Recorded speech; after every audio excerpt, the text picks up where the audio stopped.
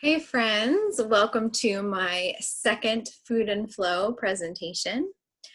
Today's topic I think is a very timely one considering a lot of folks have transitioned to working from home. Today's topic is wellness and working from home. I've been working from home probably, I want to say about 3 years now. And I will just say I thought it would be easier than it actually has been. And just because you're working from home doesn't necessarily mean that it's easier to take care of yourself and to prioritize health too. So hopefully I'll have a few strategies that will speak with you today. So I'm going to go ahead and jump right into sharing the presentation because I know that time is certainly valuable as well. All right. So hope you can see this topic, wellness and working from home today. I just want to start with asking a question. What has working from home been like for you? Maybe take a moment to reflect on this. I thought it pretty interesting that when I was looking for stock photos I could use for this presentation, most of the photos, like these folks are so pumped to be working from home. Like everybody has a smile on their face.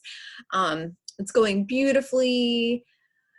The background's usually really neat and orderly and things look like they're flowing really well. And for some folks, like this, that may totally be the case. However, from others, working from home might be absolutely frustrating because of a lack of routine, a lack of seeing those people that you're working with. Maybe you feel a little bit isolated. Maybe you have family members who are doing their best, but not very successful with understanding the boundaries between the work and play.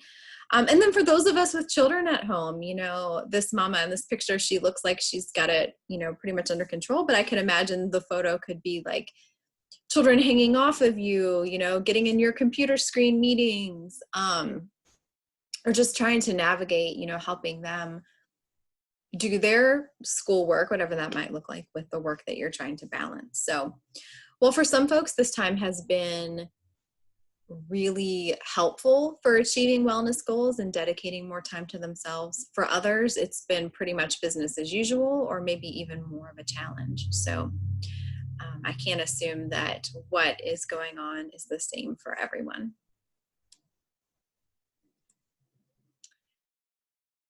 Something that I keep encouraging during this time of COVID-19 is absolutely being gentle with yourself.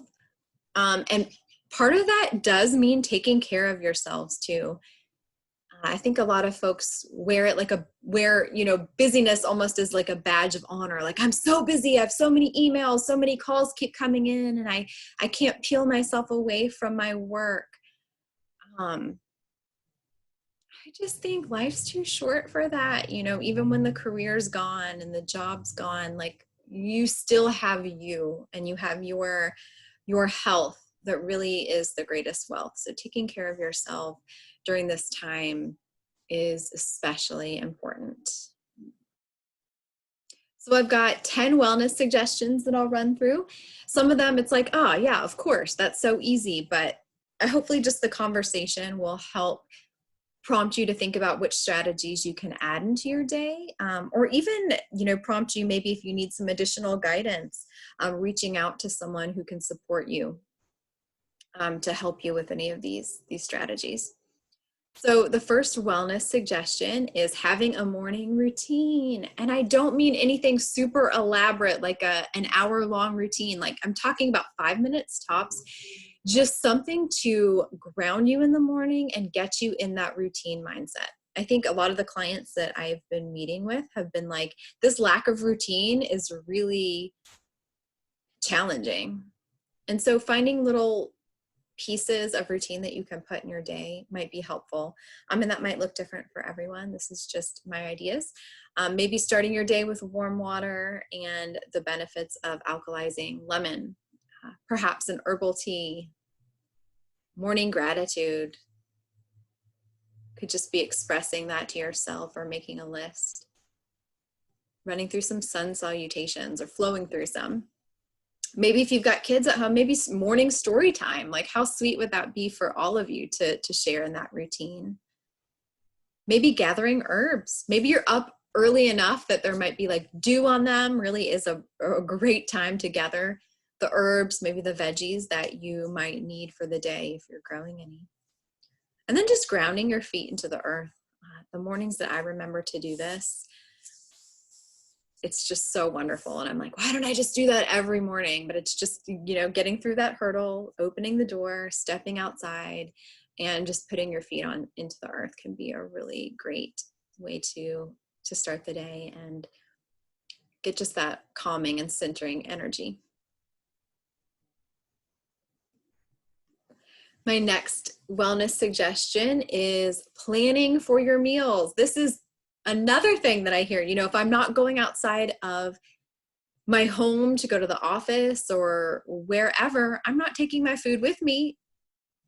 So I'm not really planning what I'm going to eat. And then I'm busy during the day. And then it's like, I'll just go and get a bag of chips to eat and call it lunch, right?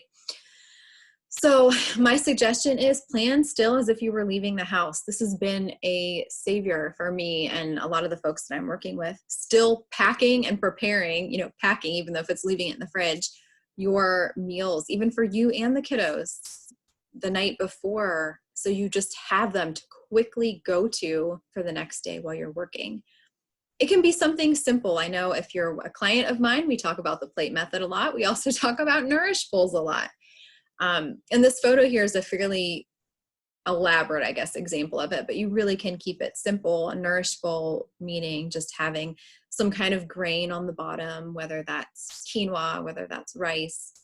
And then the next layer maybe being a heartier vegetable, like roasted veggies like beets, carrots, zucchini, broccoli, cauliflower. And then maybe a green thrown on over top of that can wilt down over the cooked veggies. Then on top of that, your protein, whatever that might be. Maybe you have leftover baked chicken, maybe some salmon, maybe it's just some beans, maybe it's nuts and seeds. And then just topping that with anything else that you want for a nutrition boost. Maybe that's herbs, certain spices, again, nuts and seeds, nutritional yeast, dulse flakes, sesame seeds. I think I already said seeds. You know, really the possibilities are endless for customizing your bowl. Maybe fresh lemon, lime, a little tamari or coconut aminos over the top, balsamic, whatever you want. Keeping it simple and then just having those items ready to go. So maybe you cook a bunch of grains for the week on Monday, roast a big pan of vegetables, have mixers ready to go. And I spend a lot of time working with clients on this. So if this is something that you feel like you need some extra support with, let me know. And then also making dinners with having leftovers in mind. So you're going to have those for the next day. So say you're making a big, you know, you're making soup, maybe make extra. So you have more to enjoy the following day. My next tip, I don't have much to say about this, but hydrate on the hour. Make it a goal to have a, you know, whatever size cup. So I'm going to drink one of these every hour. Not only does that, you know, give you the motivation to get up and stretch your legs every hour, but it also keeps you really hydrated, which helps you overall feel your best. And I'm suggesting here water or maybe herbal tea. Not much to say about that. We all know hydration is important. If you absolutely don't love water, you know, adding some lemon or lime or orange slices to it can be a nice treat. The next wellness tip is move it. So maybe beating your midday slump or whenever you get that slump with some nice stretches. For example, you know, if we're sitting all day, our hip flexors get pretty tight. So some lunges might be something nice to do. Supta Padangusthasana, you can just Google that one real quick. Yeah, I'm happy to, if you would like the name of the pose or some guidance to share that with you. But essentially just taking a strap and placing that around the yoga strap or a belt, whatever you have around the head of your heel, lying on your back, extending your foot upward toward the sky, really stretching your hamstring. That can get tight too. Those are some really nice stretches. Maybe some nice eagle arms to, you know, open up through your shoulders if you've been sitting a while. Just take a moment to check in with what your body needs. Headstand, this would be only obviously for more experienced yogis. I'm not expecting anyone to just pop up in the headstand, but it can be very invigorating. And I think we forget about that sometimes. A dance party, yeah, that's probably the funnest on here. Crank up the music, have a little dance party. A 5 to 10 minute walk is really lovely, or perhaps a game of hide and seek with the kids, or, you know, whoever. Play is always nice no matter what your age, but those can be some fun ways to add movement throughout your day so you're not just sitting at your desk.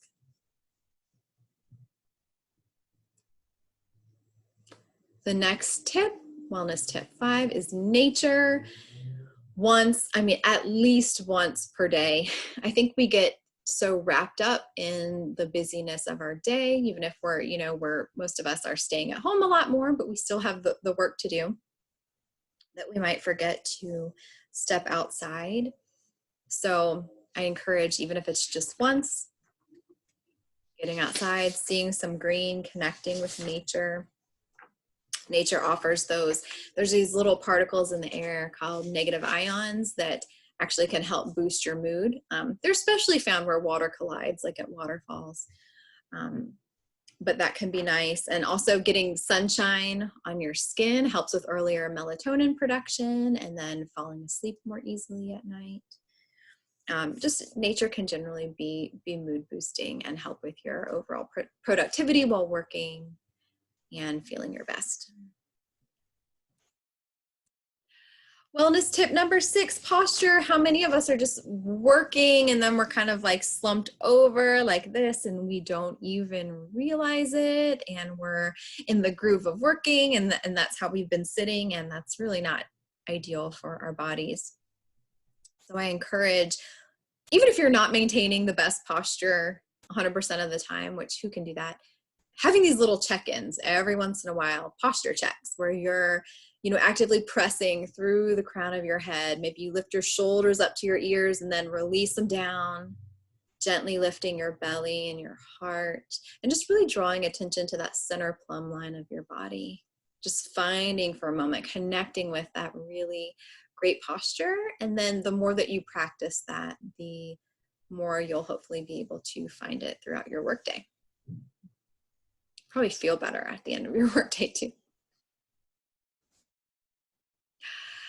Our next tip, this is beneficial whether you're working at home or in the office, protecting your eyes, especially since more has moved virtually, we're probably staring at the screen all day. So you might wish to consider, and you can close your eyes as you're listening to me here. You might wish to consider, I think it's recommended every 20 minutes to take those breaks.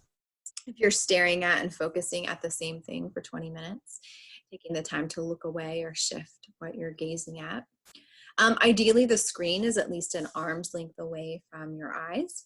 And you can adjust the screen brightness as needed. I know me personally, if the screen is way too bright, I'm gonna get a headache. So I think my monitor is set like the lowest that it can actually go.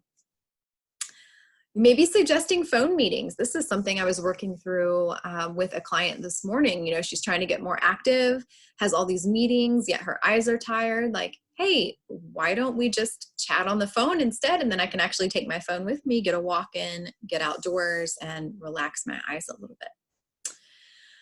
Some other really nice practices, calm eyes. Sometimes I do this at the end of a yoga practice, but it's essentially just rubbing your palms together really, really fast, building that heat, and then taking your palms, closing your eyes, and placing them over, just like cupping your eyes. And then just resting there for a minute or two if you can. The warmth feels really good on your eyes, but then it's also encouraging you to close and rest your eyes for a little bit. And then again, candle gaze meditation is really nice. I wish I could tell you exactly when, but in my Instagram feed, maybe a few weeks back, I actually shared this practice of candle gaze meditation and how it can be really helpful for your eyes. But it's essentially just staring at the candle flame for a fixed length of time and then closing your eyes. And then when the image of the candle flame disappears, you're opening your eyes again and staring at the candle. So that can be a really nice meditation practice that actually helps support your eyes too. Moving into wellness tip number 8, and I think a lot of folks are mastering this beautifully, at least that I have seen over the past few weeks, is finding all those silver linings and what we have to be grateful for while working from home, you know, like the blessing that we still maybe have work to do, whatever that looks like for you. And it could be harder some days than others. You know, maybe this gratitude is writing a thank you letter to somebody, sending a mental thank you. It could be keeping a gratitude journal, writing a list. Again, it'll look different for everyone, but gratitude is linked to happiness. And this is such a, for many, I don't want to assume for all, but for many, a difficult time. And that can certainly be something to turn to. You know, that when you're having that frustrating time while working from home or at work, navigating technology, whatever it is, just taking a moment to tap into gratitude. Wellness tip number 9, sleep. I could say like the one thing during this time for our immunity and for our overall health is making sure that we're getting adequate sleep. How well are you sleeping? Really? Are you making it a priority? Just some basic tips: minimizing blue light, the screen light an hour before bedtime. That actually suppresses that melatonin production. So find a relaxing activity, you know, whatever it might be, reading, coloring instead. Sunshine daily. I think we talked about the melatonin boost there. Considering a bath, if you like, 30 minutes before your desired bedtime. Actually, after that time, your body temperature drops, and that helps settle into sleep, promotes that. And then again, if you're really stuck here, sleep is so important. So I encourage, if you're having sleepless nights, really reach out. Ask a health professional. There's many sleep support herbs, vitamins, supplements that you know can be put in place. So don't hesitate. And even if you want to chat with me more about that, I would be happy to. And then our last one, wellness tip 10, is making sure that you're creating a special space for you to work, if possible. Creating a space that's really designed with your comfort in mind. And so for me, I've shifted from what I was sitting at a desk, which I found like my hamstrings were getting tight, my posture wasn't great. So now I am actually sitting on the ground on a bolster, making sure that my computer is about an arm's length away, and that I'm comfortable so I can actually sit in a way that feels better for my body. So you could, some other things to consider, I say I wrote some things down. Actually, sitting near a window might be a nice mood boost if you can. The top of the computer screen should be just below your eye level. Computer, again, the arm's length away. Some other just supports if you're actually sitting in a chair, like ideally your feet are planted firmly, flat on the floor, thighs parallel to the ground, lower back supported. So maybe you have a nice pillow at your lower back. Elbows should be supported and close to your body.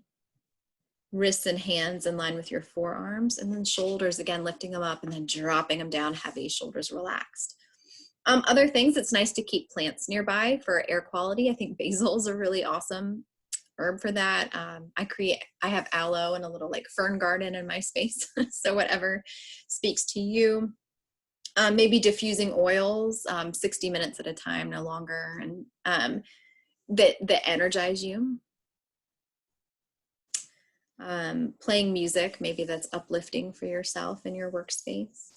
So those are just a few ideas. And even if there's one or two things that you can do to make your space a little more enjoyable, I think that promotes wellness by boosting your mood.